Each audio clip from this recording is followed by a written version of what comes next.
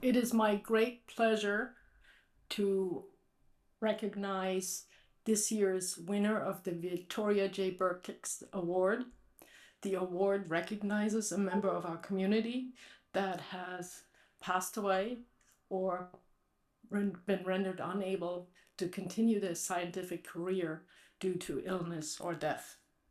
This year's award winner is Dr. Eyal Wurgaft, and I want to welcome Dr. Sivan, who will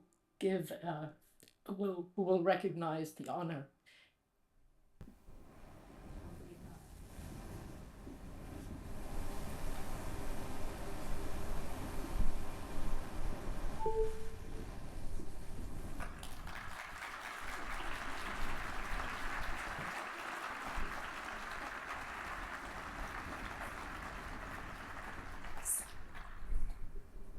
Thank you. Can you hear me? Thanks, everyone. I'm really honored to be here. And to present the Victoria Bertics Award given to Dr. Eyal Wurgaft, who passed away sadly 2 years ago in the age of 43. I was Eyal's postdoc advisor, and I really loved him, and I would like to thank Susanna and the board for these wonderful ideas. And so this award is given to Eyal.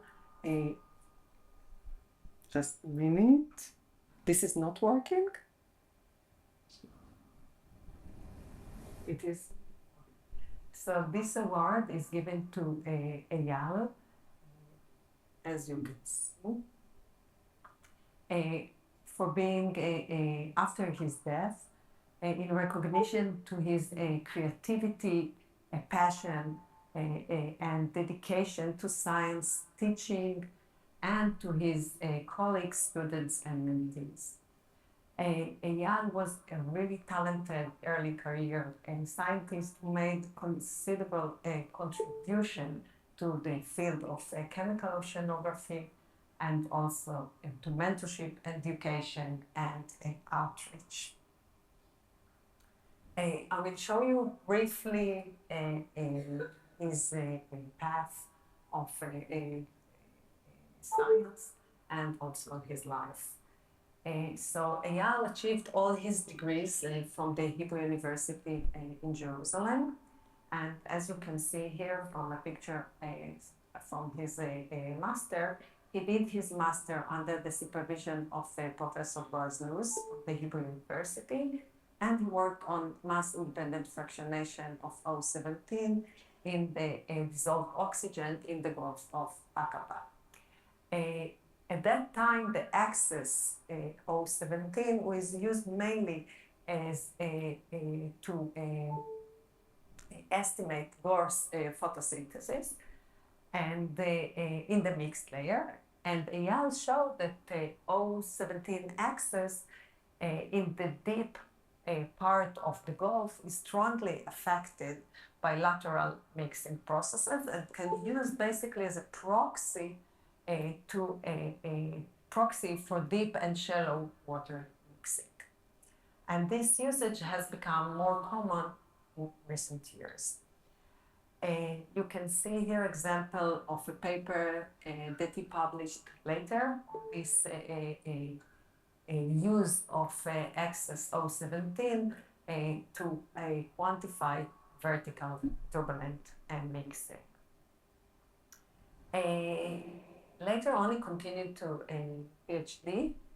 In his PhD, he continued to work on the mass-independent fractionation of O17, but also started to learn about the carbonate chemistry of the Gulf of Aqaba. The Gulf of Aqaba is very unique because, in contrast to the ocean, the deep water column is supersaturated with respect to calcium carbonate, and it allowed Eyal to investigate the effect of heterogeneous reactions on the carbonate chemistry and to suggest that there might be inorganic precipitation of calcium carbonate in the big water column. As you probably all know, the surface of the ocean is super saturated to calcium carbonate. However, it is not precipitating due to kinetic reasons. And however, suspension or suspended material can act as a solid or nuclear for this precipitation. This was studied in labs and unique settings. However, until Eyal's research, it was not shown in typical oceanic setting. And Eyal used actually the Gulf of Aqaba and the deep water to show that suspension and suspended nuclear can induce inorganic precipitation of calcium carbonate. And he did it very elegantly by precise measurements of total alkalinity and DAC, and really the simple curve between them. And he showed it very beautifully in the Gulf of Aqaba, and you can see here also with a later study. And that's what he did in his PhD, and he really loved the life as a student in the university and in the sea and at the lab, and also to be there with his family in Eilat. And later on, he started the first postdoc together with me and with Professor Barak. And in this postdoc, what we did was to use the really precise measurement that Eyal knew to do for total alkalinity and DAC, and to use them to quantify the rates of anaerobic oxidation of methane in marine sediments.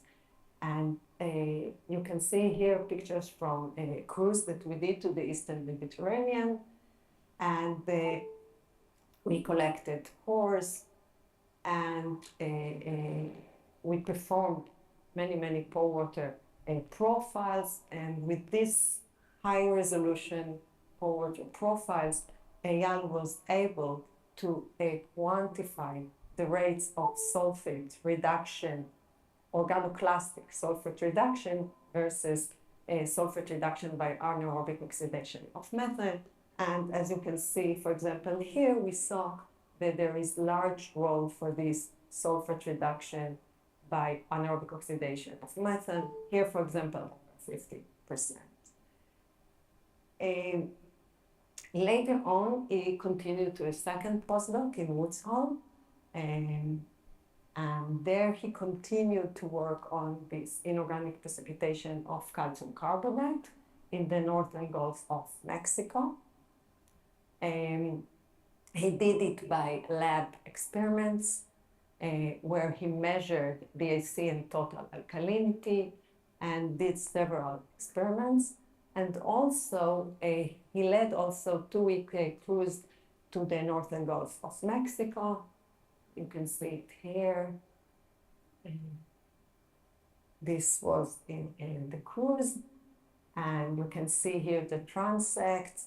And again, with simple measurement of DAC and alkalinity, they were able to show that the heterogeneous reactions of suspensions, suspended nuclear, can lead to a large role of inorganic precipitation of calcium carbonate in this area.